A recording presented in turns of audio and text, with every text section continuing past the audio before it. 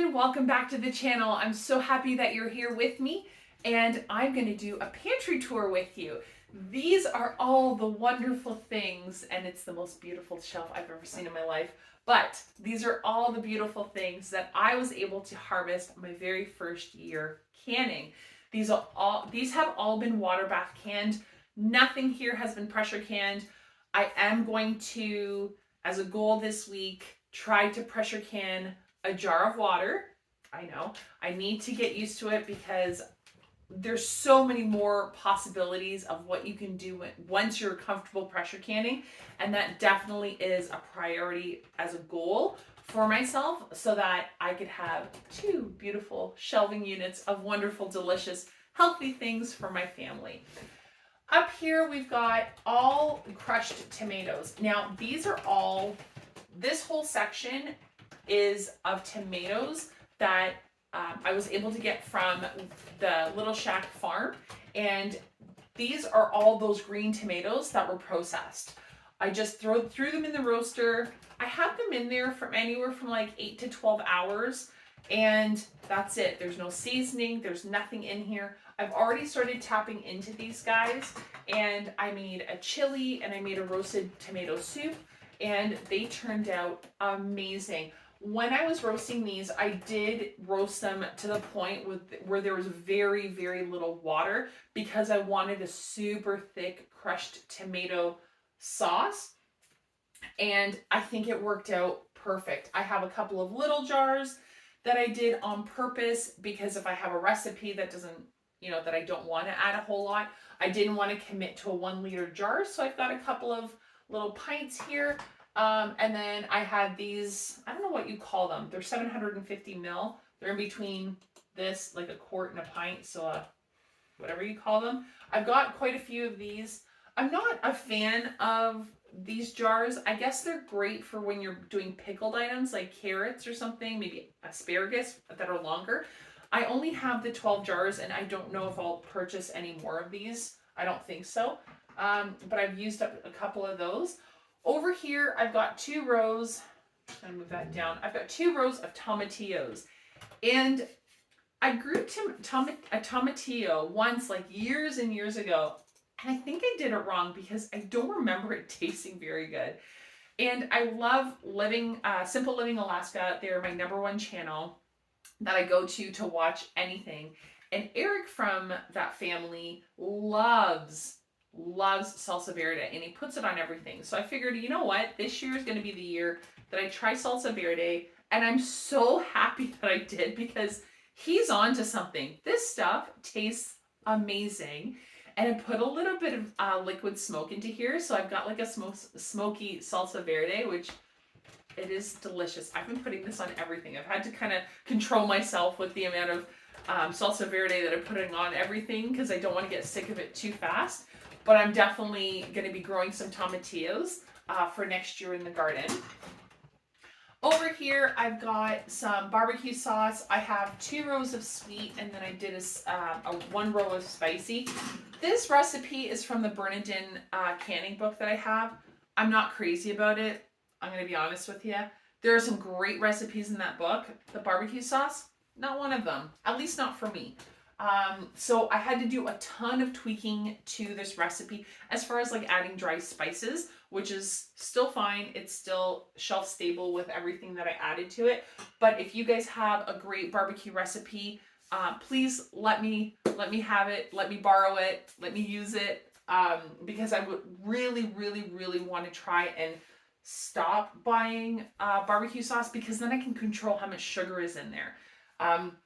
So if anyone has a great barbecue sauce recipe, I would love to be able to use it. And over here we've got some lime juice in these little guys, and I use this for baking, for cooking pretty much all the time. And I do have a video on what I did with the lime skins, because I peeled them and I dehydrated them, and I have that in a video, and I'll link that down below. So I basically had 0 waste from those limes, which is fantastic. Over here, my husband and I love doing lemon and ginger shots. This is freshly squeezed lemon juice, and again with the zest, I dehydrated it and I throw that into my God, what don't I throw it into? I throw it into aioli. I throw it into baked things, oatmeal, everything. Oh, I did a dessert the other day with orange zest. So we definitely use a lot of that. This is just, we went to a Christmas market. This is some smoked zucchini relish. I was gifted this one. This is a cranberry jalapeno jelly. So those stay here. Next, I have my maple balsamic onion jam. And this is something, again, I got the idea from Simple Living Alaska. And I have only 7 of these jars left. I have to basically kind of ration these off. I had no idea that onions, I love onions, don't get me wrong. Sauteed, I just love onions in general. I have an even bigger love for onions now that we've made this. And I need to triple this for next year. I had no idea that onion jam could be this good. And I don't think people rant and rave about it enough. So I'm here to tell you, this is a public service announcement, onion jam is delicious. The number one thing that we put this on is our pizza and sandwiches. So if we have like whatever pizza we have, once it's done and out of the barbecue or out of the oven, I'll just put their like kind of globs of this on there. Oh my gosh, it is so addictively good. I'm not gonna lie, I have had this on its own and it's equally just as delicious. Next year, I definitely need to triple the batch. I want to do a couple of different things. So I'm really excited about next year's onion jam because I've got some cool kind of tricks up my sleeve with this guy. Next to here, I've got some apricot jam. And it's funny because now that we've been tapping into this, my family loves just fresh apricots. So I thought making apricot jam was a good way to kind of have apricots any time of the year. What I have realized is my family does not like apricot jam. So I will not be making this year. I do have quite a few jars of this. But that's okay because we can have it roll over to next year, which isn't a problem, and that's this section. Over here, I've got rose petals from the front and the back garden. In the front, we've got some pink roses. In the back, we've got some yellow ones. And I just picked off a couple of petals. I didn't go crazy because I wanted the pollinators to still have access to a bunch of flowers. And I'm thinking I'm going to do maybe like a sugar scrub for friends of mine or something along those lines with the rose petals. So those are just kind of hanging out here. And next to here, I have one row of rhubarb, raspberry, and lime jam. And I wish I could have figured out pectin early on in the game when I was making all these jams, because this one and my strawberry jam, I did not figure out the whole pectin issue because these are incredibly, incredibly runny. However, they're delicious. The only thing I would do next year is I would add a little bit more lime to this, but aside from the fact that it's runny, it does not last long in our house. Because it's runny along with the strawberry jam, we're using this on top of waffles and pancakes and French toast. So it's not like these are going to waste. It's just we can't really use them in sandwiches because they're so runny. It just ends up being a complete hot mess in the lunch boxes. Over here, we've got some Haskap jam, and I took you guys with me when we went to go pick them. By this time, when I was making the Haskap and jam and the blueberry jam, I had a better understanding of how pectin works.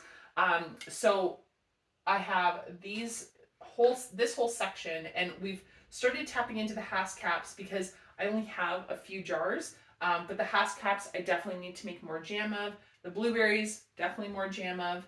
And we have some peach jam over here.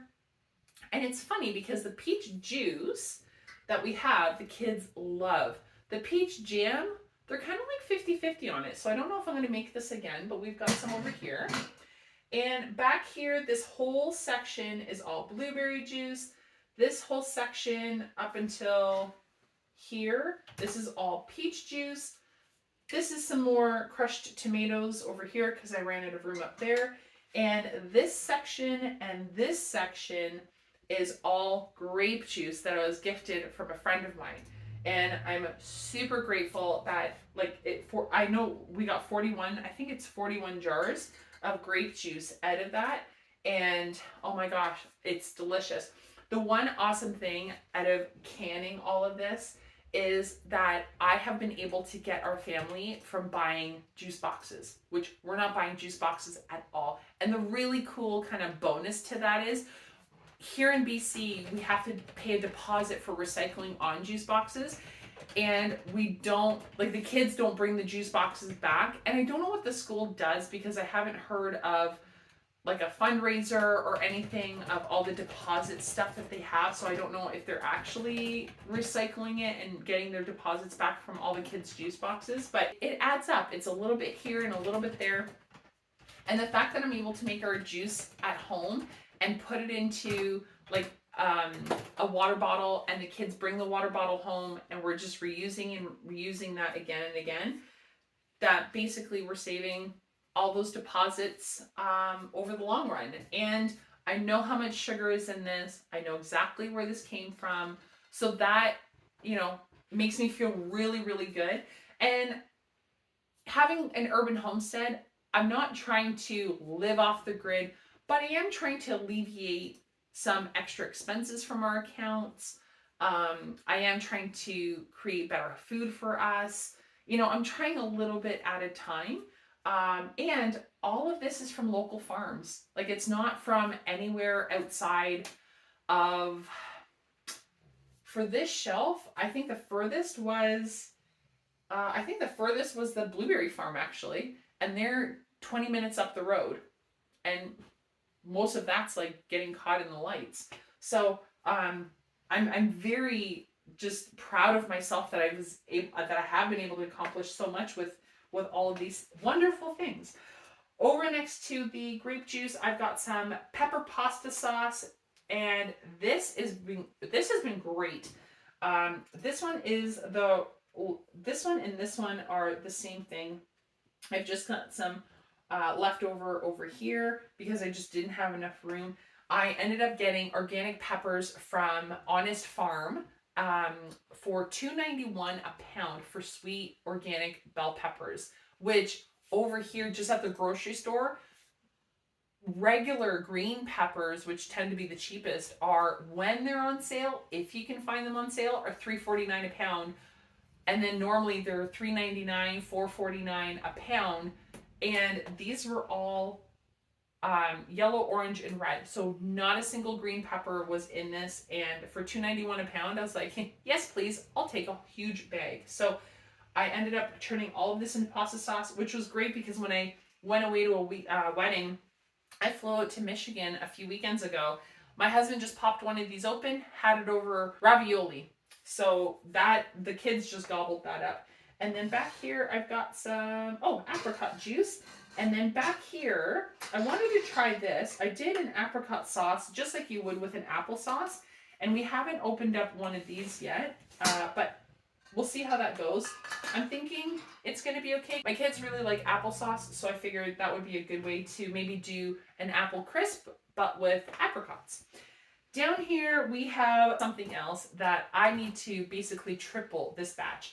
This is Canadian pineapple, and you guys made it with me. And it is by far, out of all of this stuff, the easiest thing to make. It's all raw packed, and it's zucchini. The pineapple juice that you fill the jar with is delicious. Anytime we put these on pizzas or in salads or in a stir fry to kind of bring out kind of a pineapple-y taste, I'll drain all the juice, put that off to the side, and mix it 50-50, and then we're all drinking pineapple juice, which is, the kids really love it as a treat. But with it being zucchini, I love the fact that it's not pineapple because I'm sneaking in yet another vegetable into my kids' meals, and they have no idea what they're eating, which is fine by me. They don't complain, and they love this stuff. So definitely need to make 3 times as much for next year. Over here, I've got that roasted red pepper sauce. That's this whole section. Next to it, I have some cowboy candy, and I already have tapped into this. And a friend of mine was actually telling me that her mom actually left all the seeds in the cowboy candy, and it is so spicy, they can barely eat it. And I'm very glad, very, very glad, because I took the extra time. It's a huge pain in the butt, but I took all the seeds out of the peppers. There are some that snuck in, but it's not as much as if I did nothing. And what I did was I actually tripled the brine and only doubled the peppers. So these are the ones that have peppers in them. But I also have a bunch of jars, and I have some other pints back here that are just brine. And what I'm wanting to do, again, from Eric and Ariel, they actually did a cowboy candy mousse jerky, and just they added other stuff to it. But I thought, what a cool idea to use your cowboy candy brine to make chicken jerky, maybe. So I'm going to try and make chicken jerky with my dehydrator with the cowboy candy brine, and I'll take you guys along with me. So I do have a bunch of these to use up in some creative way, and we'll see if maybe the chicken jerky will work. Right next to it, I've got some Asian apricot sauce. After I made the apricot juice, I had all of the like fruit left over, and I was wondering like what should I do with it, because I didn't want it to wait. I didn't want to waste it, and I wanted to use it, but I couldn't figure out how. So I was thinking, when we order Chinese, which is once in a blue moon, and you have the egg rolls, you have that sweet orange sauce, and I started looking recipes up. So I ended up turning this apricot sauce into an Asian apricot sauce. So there's like soy sauce and some other ingredients. So we've actually been using that for when I make my hand rolls out of rice paper, and then the kids are just dunking their rolls into this and having a blast. They think it's better than ketchup. So I'm definitely going to be using this again, or this recipe again. And then down here we've just got dill pickles, and we've got a row and a little bit, like 3/4 of the second row. And we all love dill pickles, and I did some quick pickles, so we're slowly depleting that from the fridge. We haven't tapped into this. I'm just trying to get through all the pickles we've got in the fridge so far. And next to it, again, from, I swear I watch other channels. But again, Eric and Ariel had such a huge crop of cauliflower this year in their garden that they ended up doing a bread and butter pickle with their cauliflower. So I decided to do that as well, because I figured, well, why not? It's something different, right? But I wanted to put kind of like a Christmassy spin on it, because I wanted to do like a Christmas charcuterie board this year, or I want to do one. And I thought it would be really cool and fun if I added some cinnamon and extra cloves to this. We have not tried any, but I did do a quick pickle of the brine with pickles, and they turned out awesome. So I'm definitely looking forward to opening this up. You can see all the cinnamon kind of settling on the bottom. And we've got some dill, we've got some bay leaves, some allspice, just a whole, like, it's just a beautiful looking jar. And now that that's all going to be cloudy, because I've been moving it, this is what an undisturbed jar looks like. And it's just, like, they're just beautiful. Oh, I have a massive onion in this one.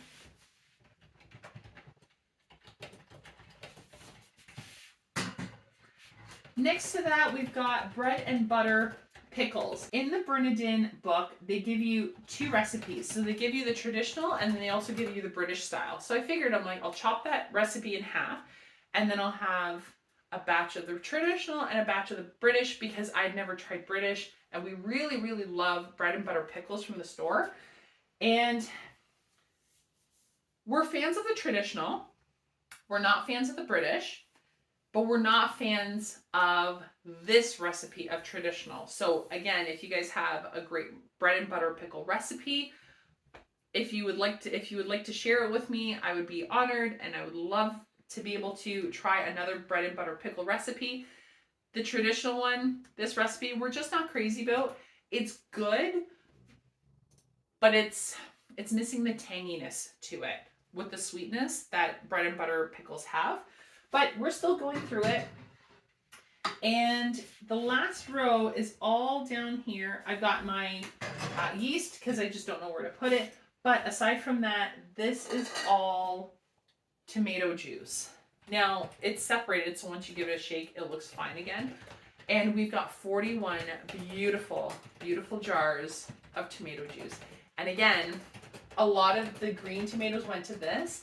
and a lot of green tomatoes went to this. And a lot of the tomatoes that I had from the garden I was able to make the juice with. And this is all of my canned goods. I don't keep the rings on because I don't want any false seals, because I'm worried about, you know, basically poisoning my family. I do check them. Because I don't have any rings on my jars, I was having a really hard time figuring out what to do with my rings. And I was trying the basket method, and I didn't realize how much room these rings actually take up, which is a huge amount of space. And I was trying to figure out what to do with them. And I figured we had all these dry cleaning hooks on here, and I figured, well, I'll just undo these and then just kind of string them on there. And then that way I can just hang them on the side. So that's where these rings have kind of stayed and where they live. And they're kind of out in the, off to the side. I've got 4 hangers there. They're not taking up tons of space. I could actually put a couple of more on top of each other, but that's been a great solution so far. And I do keep some in the baskets just for easy access, so I'm not taking these apart every time and whatnot. But I'm just going to take you guys over to where all the dried goods are. We're just here on the other side of my husband's office, and it's maybe 3 feet away from where the rings are. And over here is all of the things that I was able to dehydrate this year. Over here we've got 3 jars of peach chips, which I really like combining with other stuff like the apple chips. And over here we've got pear chips as part of a trail mix that I make for the kids, and they just love it. And over here I've got the organic peppers that I was able to get from the farmer. And these, I was actually surprised at how well these rehydrate, because I was always told, you know, you hear on YouTube that when you dehydrate stuff, it's not as great as when you freeze dry. Well, I don't have the money to buy a freeze dryer because they're crazy expensive. And even the dehydrators are not exactly on the cheap end either. But these have been fantastic in stir fries, in soups. I made chili. I did chicken fried rice, and I threw these in. These have been so incredibly great just to throw in, and I definitely need to do more of that next year. And I do have another small jar of the peppers as well. Over here, this was kind of an experiment. I wanted to dehydrate onions and see how well they rehydrate. And they don't have a very, very strong onion smell, but when they rehydrate, they give nice flavor to it. So I did actually, it's funny because I used a couple of these 2 days ago when I had some just already made kind of ramen that you buy at the store. And I wanted to add a couple of extra things to it. So I added a couple of peppers. I put some onion in because I love onion and garlic. And I also did a couple of, just a nice little handful of green onions as well. And it kind of brought the next level to that soup. So I definitely want to dehydrate more green onion, more regular onion. On the to-do list for next year is definitely more peppers, more onions, more green onions, because they've been really successful as far as helping me find things to throw into dinners. Over here we've got cherry tomatoes of all different kinds. There's Berry's Crazy Cherry, which are these little yellow guys. And I've got these dark ones. I think these are the black strawberry ones. And these have been wonderful just for street eating. They're incredibly sweet, which surprised me. I didn't think that they were going to be that sweet. And what my plans are is to turn these into a sun-dried tomato. So we'll see if we're able to achieve that with these. And back here we've got some buckwheat. This is raw buckwheat. And I like putting these on a pan without anything and just roasting them. And then I throw them on top of yogurt. I'll throw them into oatmeal. I like them raw, or when you roast them, you're kind of cooking them a little bit, but I don't like them cooked past that at all. So that's the buckwheat over here. Up front here, we've got some parsley that I dehydrated. And then we've got some more peppers. And then back here, we've got something super cool. I wanted to experiment this year because it's my first year having the dehydrator. And I was so excited about having it because it took a while for me to save up for it. And I'm also missing quite a bit of tomatoes from this jar because I took a bunch and I threw them into my blender and I made tomato powder. And I haven't used that tomato powder, but just looking at these tomatoes, it's like they're stained glass windows. They look so cool and beautiful that, well, that one's missing the inside. But if you can find one that's not missing the inside, they're just so beautiful looking. And they rehydrate very, very nicely too. So down at the bottom, I can't get one out, but you can see like I've got like some really cool heirloom ones. There's a stuffed tomato and it looks like it's got stripes, but it's the shape of a small bell pepper, which is really cool. But I don't know if you can see that. They just look like they look like perfectly little organic tomato stained glass windows if tomatoes were a stained glass window. So we've got a huge thing here, and I definitely want to make more of these because when you're having a stew, it's always nice to have kind of something bulky to add to it. So when I've been doing a tomato-based stew, I've been throwing these into it and they rehydrate nicely, and they're still thin enough that it doesn't kind of create like a jerky taste to it. They rehydrate very nicely, which is nice when you're eating it. You're not kind of chewing on a tomato slice for a long time. And over here we've got basically, oh my gosh, I don't even know how many varieties of beans. And this year, I can't wait for you guys to see my garden. I'm very much looking forward to this year because I have got my hands on some really, really cool beans. And I love beans. I love throwing them into everything. I actually make hummus. Instead of using chickpeas, I actually make hummus out of just regular beans. And my family loves it. And I like it too because it's not just very mundane with, oh, chickpea hummus. And then people tend to add, like your garlic and your roasted red pepper, which is fine.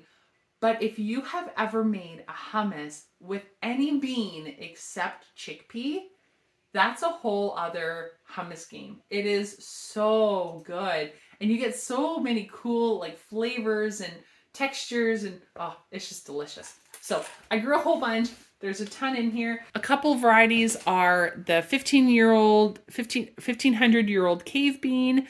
There's this orca one that looks like a killer whale. That's that black and white one. There are some mother stuttards. There's the fire dragon tongue or dragon tongue fire, something like that in here.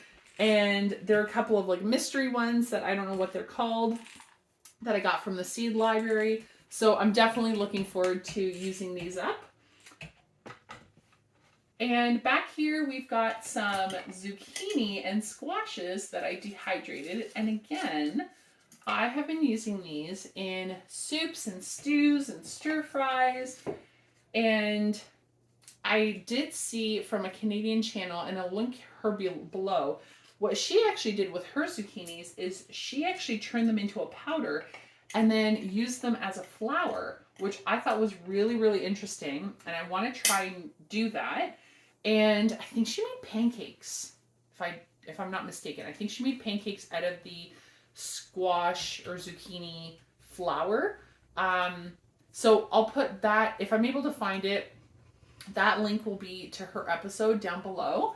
And what else do we have? I've got 2 jars of this, and this is celery leaves. And I dehydrated them. And what I use these for, I use them in stir fry. I use them in soup. I use them in, I made crab and salmon cakes the other night. I threw a bunch of those in and I just crumble it with my hands. So I threw it into that. I made burgers, like homemade burgers that I gotta do that with you guys.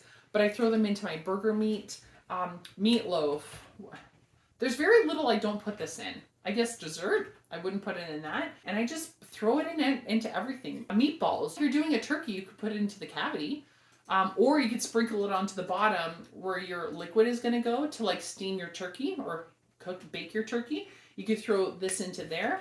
But yeah, I definitely need to do more of that for next year. It's funny, it seems to be that's the theme. Whatever I did this year, there's some things that I don't really need to do like the apricot jam. And then for the majority, I need to basically triple what I did. Over here, we've got dehydrated beets, and I put this into, this one is another one that I throw it into everything. So I put it into broths, soups, stews, stir fries, again, my main things. But what I also put this in is pancakes, waffles. I put this into a pizza crust because the kids wanted like a Christmassy theme to our Pizza Pajama Fridays. And it turned out so beautiful. Before I put the sauce on, I rolled out the pizza crust, and it was a pink pizza crust, but because I've got some bigger chunks of beets in here, it looked like I had just splattered red sprinkles onto the pizza crust, and the kids were so impressed. I looked like a rock star that night. It looked like the most beautiful pizza crust you've ever seen, and I kind of felt bad that I had to put toppings on my pizza because I would have loved to have just left it like that. I definitely try and sneak the beets as much as possible. The other thing that I have back here is I've got some leftover pickling spice that is just hanging out in this jar waiting for next year. And just like the beets that I have dehydrated, I also have, this jar did start off as a kale blend of dehydrated kale, but it's kind of come into mold, like it's kind of become more than that. So over here, you can see the different layers of what I've been able to throw into here. So this is definitely a kale. This is a dinosaur kale. This was just random greens, broccoli leaves and cauliflower leaves. And I think there was something else in this layer. And over here, this is beet leaves and scarlet kale. So it's just so cool seeing the different layers of everything. And just like the beets, I throw this into everything. Pancakes, waffles. I threw it into banana bread, and I came out with it doesn't turn out bright green. It turns out kind of like a brownish green, which is fine, but it still tastes delicious. I threw that into there. Oh, we did a pizza crust with it. There's lots of different ways to throw this. And of course, your stir fries, soups, stews, chili. I actually like doing the beets with the chili because you get that rich color out of the chili. Whereas this, if you're looking for the color, the chili, it kind of takes away from that. And roughly 1 tablespoon equals, like a tablespoon of the dehydrated version of this is equal to roughly a cup of actual fresh kale. Putting this and this into my family's food makes me feel better because I'm sneaking, not only am I sneaking stuff in that they don't even know what they're eating, but I feel better because I know my family's eating as healthy as I'm capable or knowledgeable on into sneaking food, like freshly made vegetables or you know, I feel better putting. The reason why I'm going through all the effort into making dehydrated greens and dehydrated beets is because, one, yes, selfishly, I feel better. But two, knowing that my family is eating, well, they don't know what they're eating. Haha. My husband makes fun of me all the time for it. But not only is, you know, that's the funny part, but it's also the fact that my family's eating stuff that's good for them. My kids can be picky eaters. Are they going to eat beets? No. But are they going to eat a pink pizza? Well, yeah, because it looks cool. Are they going to eat kale? Absolutely not. But will they eat green pancakes or green waffles? Absolutely, because it looks cool. So the fact that I'm able to sneak vegetables into their just regular banana bread.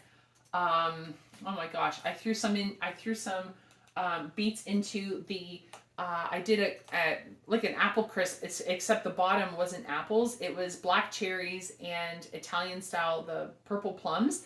And I threw a tablespoon of that into it. And I also put dehydrated carrots into the crisp part. Nobody had any idea. Like, you could see the orange specks in it.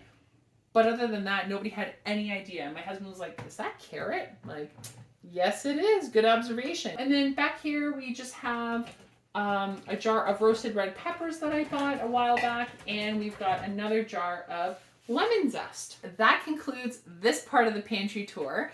The next part of the pantry tour I'm going to take you through is my garage. And I've got another kind of pantry setup of dried goods. I don't have too much in there, but that's where I keep all of my fresh produce. Stay tuned because that episode's coming out next. And If you're still with me, thank you so much for hanging out with me. I appreciate all my followers. I hope you got something out of these videos. If you're intimidated by canning, don't be. I was for years, and I'm not gonna lie. Pressure canning, totally different ball game. I'm definitely very intimidated by that, but if I can water bath can, so can you. Let's have some fun in the kitchen, and I'll see you guys again soon. Bye!